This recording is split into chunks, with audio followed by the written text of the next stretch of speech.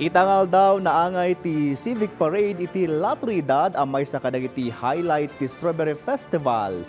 Dinayaw dagiti bisita ti panagkaykaysa dagiti umili iti munisipyo at tulbek iti panagduras. Detalye isang bay ni Audrey Villena.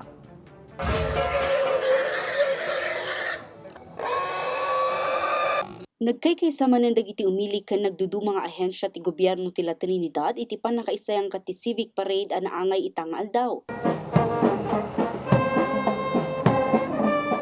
Kaspasa ti Strawberry Festival nga adaan tema a Limitless La Trinidad, Heart, Harvest, Harmony. Ngum sakbay daytoy naangay tinainsigudan a ritual a syawat tan uwik. Paset ti ritual ti panakaparti ti baboy a maidaton iti namarswa.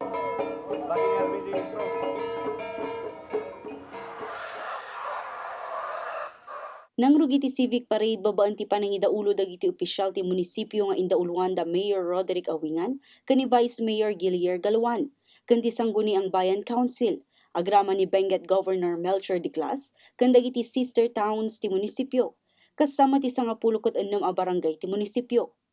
Impalagip ti ama ti munisipyo iti programa a para iti komunidad ti Nasaw a Piesta. Let us remember that again, the Strawberry Festival was founded on the basis that this is a community festival, a community event in which we need to gather all the residents of the municipality to join us in a celebration of unity and harmony. And that is actually the reason why we are celebrating our Strawberry Festival. Yun po yung talagang rason. Yun po yung rason kung bakit we had celebrated this Strawberry Festival before. Pinadayawan mo ti Hagat Guam ken Guagua, Pampanga ti La Trinidad ka sister towns ti munisipyo. Just like the strawberries that flourish in your fields, may our partnership continue to grow stronger, bring opportunities, cultural exchanges, and lasting friendship for our people. Once again, congratulations on a job well done.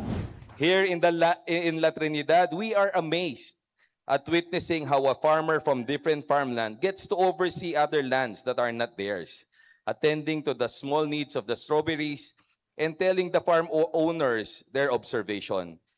That concern and compassion are abundant. This is exactly our vision in Guagua. Malaksid kadagiti opisyales ti La Trinidad, nakipasit madla ang ti 14 nga academic institutions, 47 a government ken non-government organizations, ken 27 a business organizations. Maangay met inton March 21 ti Drum and Lyre, Street Dancing and Float Parade, ken Strawberry Cake Fest inton March 29. Audrey Villena, para iti Pambansang TV, iti Baro a Pilipinas.